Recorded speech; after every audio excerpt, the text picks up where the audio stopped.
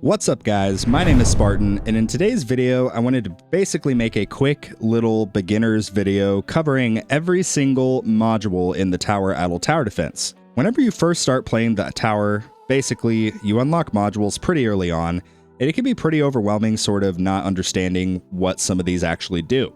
So that's exactly why I created this video. I basically just wanted to go item by item and just explain what each of these do for you guys. So if this video does bring value to you, please consider throwing a huge like on it, and drop a comment down below and just let me know what your favorite module in the tower is. Mine is, of course, the ohm chip. But with that, let's go ahead and dive in and not waste any time. I'm going to do this in a sort of different way. Rather than just going one by one, we're actually going to do it by category. So feel free to check the timestamps if you'd like to look at any specific category. We'll start out here with the cannons. So the first cannon I want to talk about is actually Amplifying Strike. So Amplifying Strike, you can see what it does here, right here. It is a cannon. It influences your tower damage, which is, of course, this damage right here. All of the cannons influence your damage. This one in particular, the unique effect says, killing a boss or elite enemy increases the tower's damage by 5 times for a specific duration of time. You can see at epic level, it's 5 seconds. At legendary, it's 11 seconds. At mythic, it's 18. And at ancestral, it's 26. This module is really good, especially if you're doing a hybrid or glass cannon build. Definitely a really good module, but it has its own utilities with EHP as well through like death wave health and things like that. Moving on here to the second cannon we'll talk about is Astral Deliverance. Astral Deliverance is also very good for EHP and glass cannon builds. And I'll just read what the unique effect says here. It says that the bounce shot's range is increased by 3% of the tower's total range. Each bounce increases the projectile's damage by different amounts of percentages.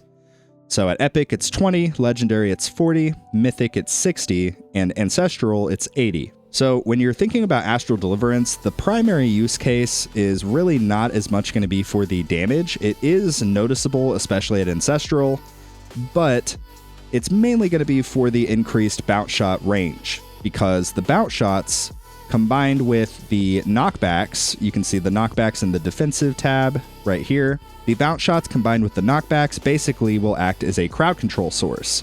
So just keeping enemies away from your tower, not allowing them to hurt you. That's a very valuable effect.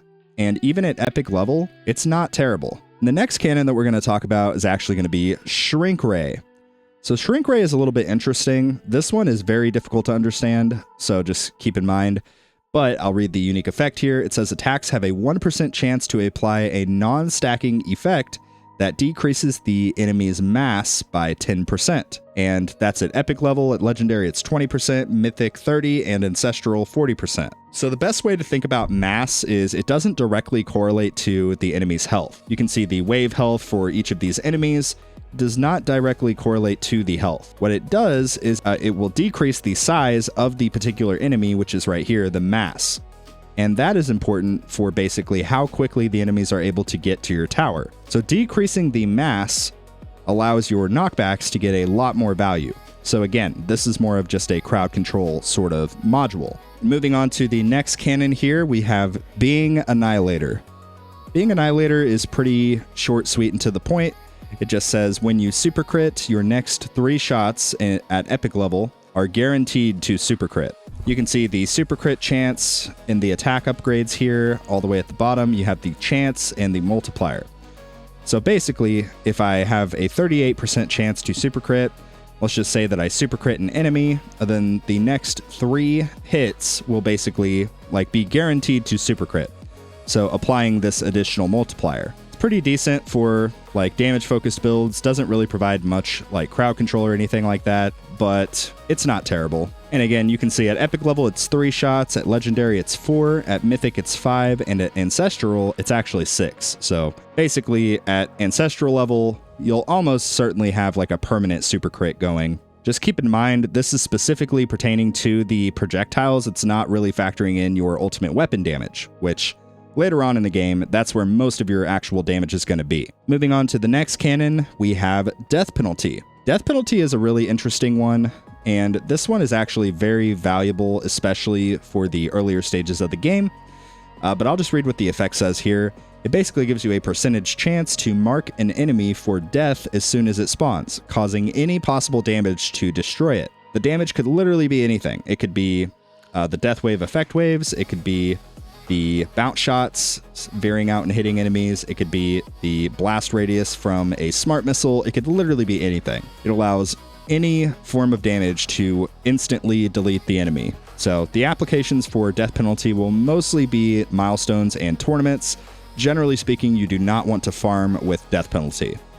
And I don't even think that's a generally speaking. I think that's just kind of common knowledge at this point. I'll read what it says for Epic through Ancestral. You get a 5% at Epic, 8% at Legendary, 11% at Mythic, and 15% at Ancestral. Moving on to the next canon here, we have the Havoc Bringer. Havoc Bringer is kind of similar sort of to being Annihilator in that it's just very basic and simple to understand, but this one just gives you a percentage chance for Rend armor to instantly go to max. So at Epic level, it's 10%, at Legendary, it's 13%, at Mythic, 15%, and Ancestral, 20%. This one, again, is kind of underwhelming compared to some of the other options. Similar to being Annihilator, like both of these are just not super great. I just feel like there are some better options for farming. Like really, if you used any of these three, it would probably be better, but they're still good nonetheless. Now moving on to the armor modules. The armors get a little bit more complicated, so it'll be hopefully beneficial to sort of go through. And let's start off with Orbital Augment. So Orbital Augment is, I believe, the absolute newest module that has been introduced to the game. This one is really cool. It adds basically orbiting electrons around your tower, and each electron deals damage equal to 15% of the enemy's remaining health, and it is quarter effective on boss enemies and fleets. So you can see at Epic level it's 2 electrons, at Legendary 4, Mythic 6, and Ancestral 8. And you can see I currently have Orbital Augment equipped. It's kind of messy, but I'll just put it on 1x speed. You can see the blue looking orbs. That's what those are. And that's been a huge comment that I've received on, especially like my live streams. People are always like, what are those blue orbs? Those are actually electrons. So they rotate around your tower, similar to orbs, but in a different sort of pattern, movement pattern. And yeah, they hit any enemies that make contact. You can see they're also pretty big. I have orb size unlocked in the enhancements, but the electrons, they're just naturally kind of huge, which is pretty good. This is a good module, especially because it's percentage-based health damage. As the enemy's health scales over the course of the run, the Orbital Augment will get more effective over the course of that time versus something like your Chain Lightning damage that basically, once you reach your perks, once you reach all of your max stuff in the workshop, you kind of reach sort of a cap. But Orbital Augment, these electrons, similar to the orbs, similar to thorns, they scale over the course of the run, which is really good. You can see basically once we kill this boss, we will see if we do any damage with the electrons. So you can see the electrons basically did 4% of the damage, pretty similar to my orbs. We're still pretty early into this run in particular, so right now my base damage is doing quite a bit. But if I were to double this wave amount, the orbs, the electrons, they would be a lot higher in terms of the total damage for that particular boss. Now moving on to the next armor, let's go ahead and talk about Anti-Cube Portal. Anti-Cube Portal is an interesting one, and this one is very, very good, especially for hybrid and glass cannon builds. You can see what it says here. It basically makes enemies take different amounts of damage more for 7 whole seconds after being hit by a shockwave. So you can see at Epic level, it's 10%, at Legendary 15, at Mythic 20, and at Ancestral 25 times more. So this directly correlates to your actual tower damage, which is right here. The more damage that you have, the more value that you will get from this, and likewise, the more shockwave frequency that you have, the more value that you will get from this. Again, this is mostly going to be applicable to glass cannon and some variations of hybrid builds, but still a pretty good module nonetheless. Moving on here, let's talk about Sharp Fortitude. So Sharp Fortitude is probably, I mentioned this during my tier list video for the modules, but Sharp Fortitude, in my opinion, is probably going to be the overall best pick for most EHP builds. So you can see what it says here. It increases the wall's health and regen by a specific multiplier going up in rarity. Additionally, it says enemies will take 1% increased damage from wall thorns per subsequent hit. So basically, if you don't understand the mechanics of how the enemy attacks work, each time an enemy hits your tower or your wall, each subsequent attack after that will get progressively stronger. This basically allows your wall to sort of do the same exact thing through the wall thorns. It allows your wall thorns to basically build up its own form of heat and deal more percentage-based damage to all of these enemies over the course of time.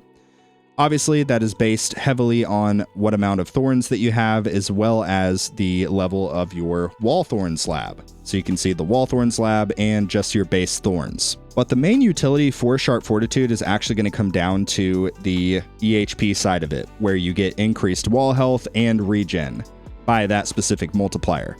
At epic level, it's 1.25, at legendary 1.5, at mythic times 2, and at ancestral times 2.5. So this is huge.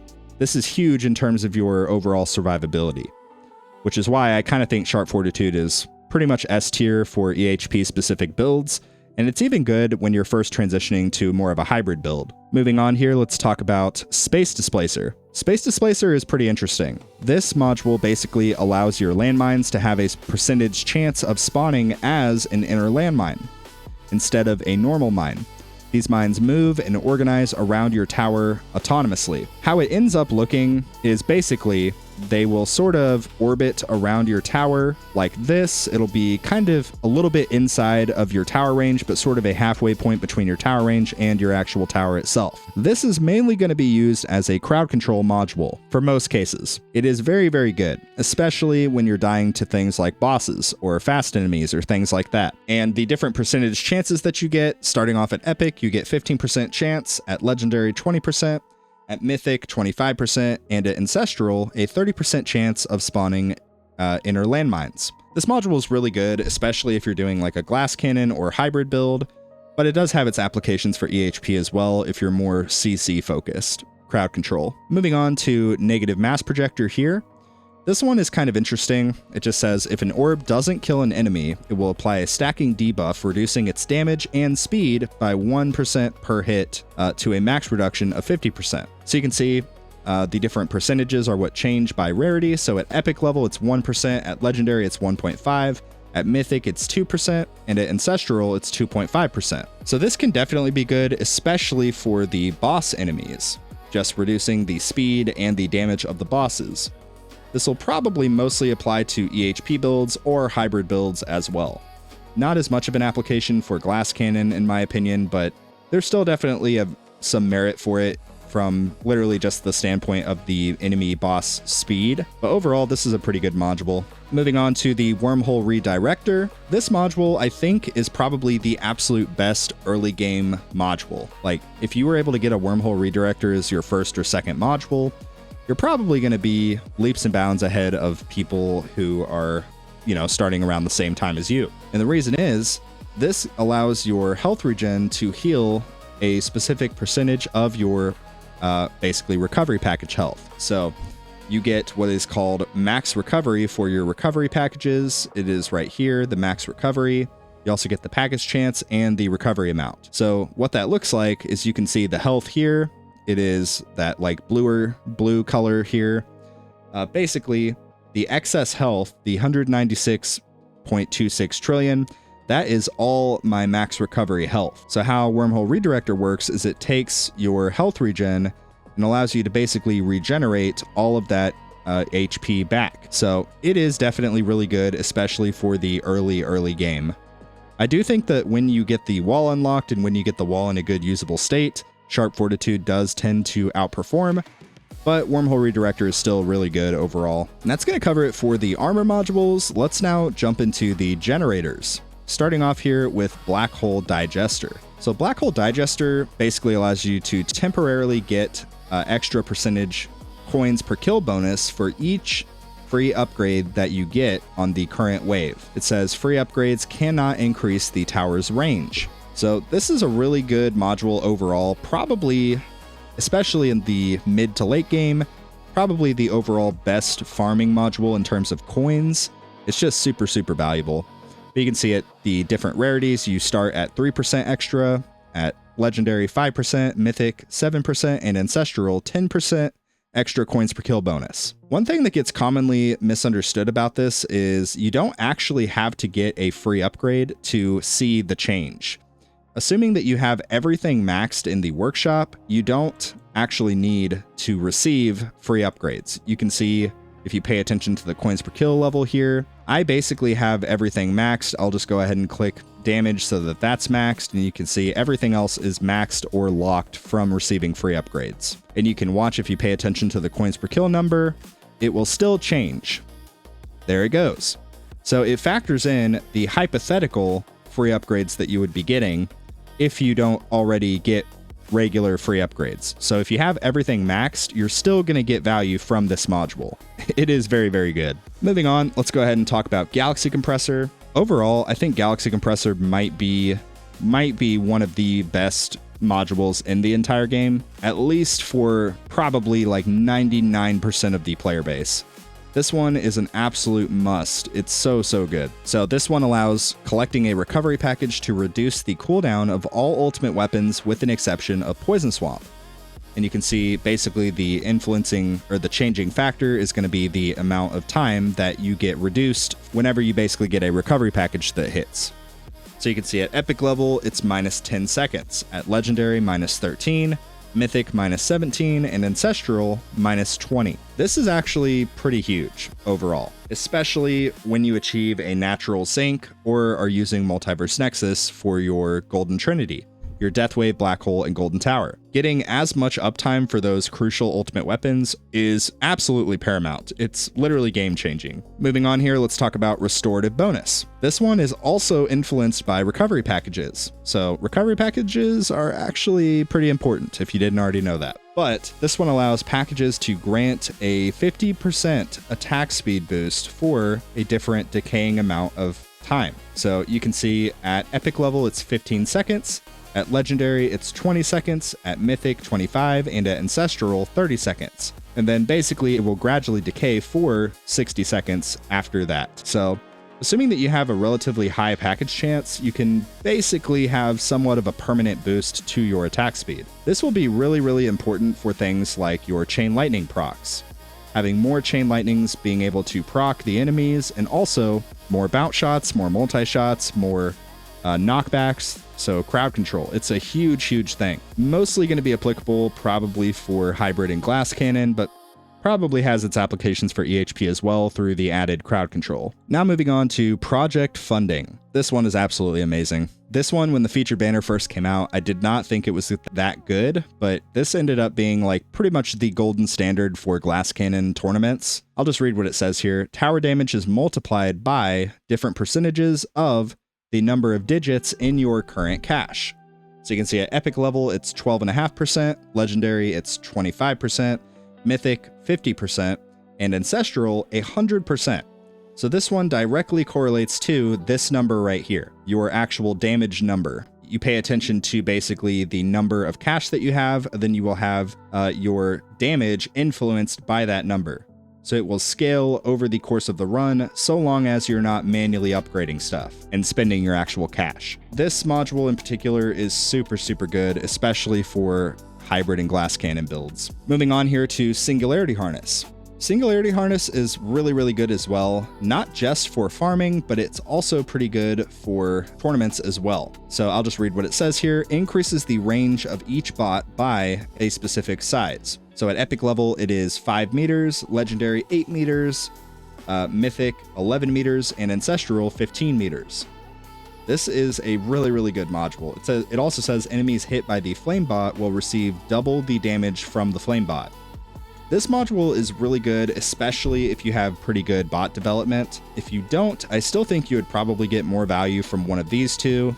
But if you're trying to get like a sync with your golden bot, for example, Singularity Harness can definitely be good if your golden bot is developed enough. And likewise for tournaments, if you're trying to utilize the damage mitigation from things like Flame Bot or the damage boost from Amplify Bot, this can also come in clutch definitely. And last but not least, for the generator category, we have Pulsar Harvester. This one is pretty valuable overall, especially for the earlier milestone pushes and things like that, but I'll just read what it says. It says, each time a projectile hits an enemy, there's a 1% chance at epic level that it will reduce the enemy's health and attack level by 1. Diminishing returns after 100 reductions. At epic level, it's 1% chance, legendary 1.5, mythic 2%, and ancestral 2.5. This one is pretty good, especially if you're running more of a hybrid build that revolves both around damage and EHP. This one is really good, especially for tournaments and milestone pushes. Just reducing the boss's health, especially the bosses, it's going to be really valuable for you. This one also correlates directly to not just your normal attack speed, but also things like your multi-shot, how many targets you have, the bounce shot targets, all of that. Because again, it says each projectile, and the bounce shots count as a projectile. So really, really good overall. Last but not least, let's quickly talk about the core modules, which are personally my favorite modules overall. So starting off here with Dimension Core. This one is pretty much the golden standard for Glass Cannon, at least in the current meta. It's just super, super good. It directly affects your Chain Lightning and basically just makes it hit like way, way harder. So I'll read the unique effect here. Chain Lightning has a 60% chance of hitting the initial target. Shock chance and multiplier is doubled. If a shock is applied again to the same enemy, the shock multiplier will add up to a max stack of, at epic level 5, legendary 10, mythic 15, and ancestral 20. That changes your Chain Lightning so much. It's a huge, huge buff. Even at just epic level, it's really, really good overall. One thing about Dimension Core is people generally will like to have 2 of them.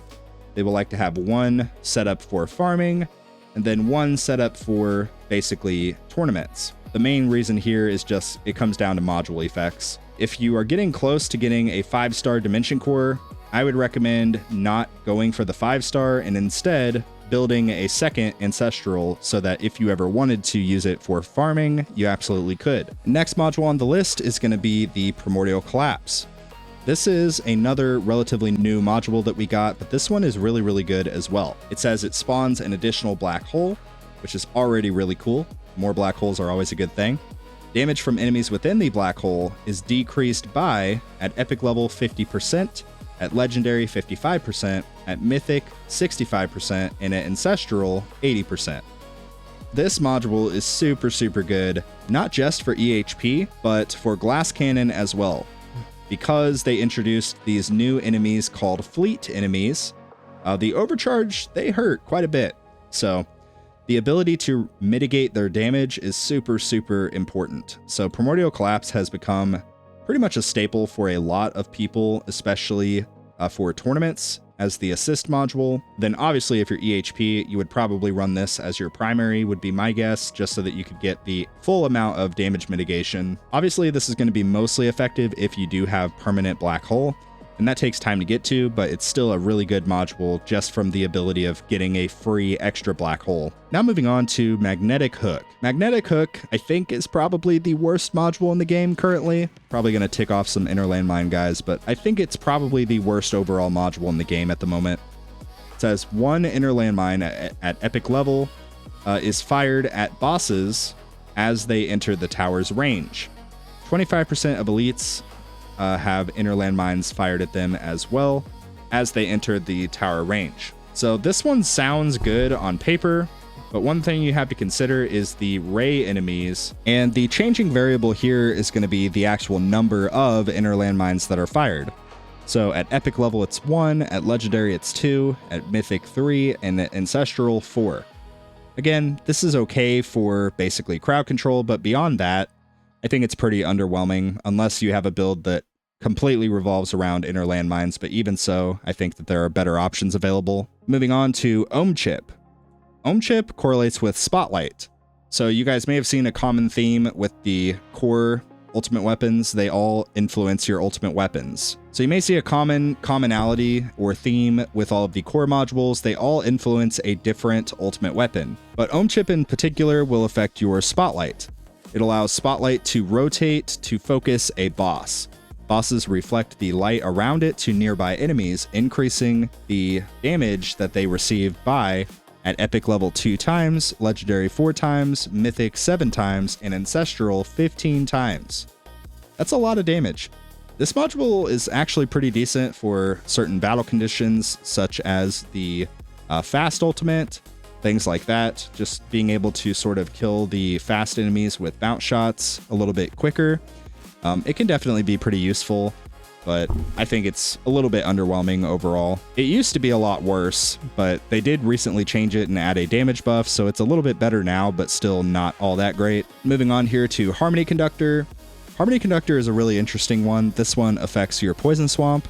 It basically allows a percentage chance of poisoned enemies inside of your Poison Swamp to miss their attacks. The boss's chance is halved. So at epic level, it's 15%, at legendary 20%, at mythic 25%, and at ancestral 30% for all enemies and 15% for bosses. So this is actually a really good module. Really, if you're EHP or Glass Cannon, you're gonna get value from it. Just having a chance the enemies basically miss their attacks and don't hurt you. I mean, that's really valuable. Moving on here to Multiverse Nexus. This affects your Golden Trinity, aka Deathwave, Golden Tower, and Black Hole. Basically says Deathwave, Golden Tower, and Black Hole will always activate at the same time, regardless of their cooldowns. But the cooldown will be the average of those, plus at epic level 20 seconds, at legendary plus 10 seconds, at mythic plus 1 second, and at ancestral minus 10 seconds. So Multiverse Nexus is really a cheat code for sort of syncing up your ultimate weapons. It can also be a cheat code for syncing your ultimate weapons with your golden bot later on. So Multiverse Nexus is really good for the early game especially. It does sort of fall off later into the game. But early game and mid game, Multiverse Nexus is probably going to be your go-to farming core module, at least for most people. And last but not least, we have the second Dimension Core. No, I'm just kidding. We're not going to do this one. But yeah, that is basically going to cover all of the modules in the Tower Idle Tower Defense. I really hope that you guys got some value from this, and if you have any friends that are basically confused about modules, feel free to send them to this video. But one last quick thing I wanted to touch on is basically what each category actually affects. So we talked about it with the cannons already. They affect your tower damage. The generators directly affect your coin bonus. And you can see that coin bonus affected if you go to your coin bonuses here. You can see the modules right here. The armor modules directly affect your tower's health, and the core modules directly affect your ultimate weapon damage, which kind of goes hand in hand with your tower damage, but it's a little bit different. But yeah, that is pretty much all that we had to talk about with this particular video. Like I said, if you enjoyed this video, consider throwing a like on it and drop a comment down below and let me know what your favorite module in the tower actually is. Again, mine is, of course, my beloved Ohm Chip. No, I'm just kidding. It's probably Dimension Core. But let me know what your favorite module is down in the comments below. And subscribe if you're new to the channel. I try to make these videos pretty frequently to help you guys with your own towers. So if you have a friend that's just starting out with the game, maybe send them this video. Perhaps it could bring some value to them. And yeah, I'd really appreciate it. And likewise, if you're new to the tower, please consider using my content creator code. You can enter my code basically in the in-game app, or if you scroll all the way down to the web store, the bottom of the web store, you can enter my code there as well. My content creator code is code 300. Entering this code directly supports me at no extra cost to you, and I really, really do appreciate it. Just keep in mind the code does expire after 30 days, so you will need to basically re-enter it. So what I've kind of been telling people is just anytime you make a purchase, before you check out, just double check and make sure that the code is there if you do want to support me. And with that, that's going to conclude the contents of today's video, but thank you guys so much for watching, and like always, I will see you guys later.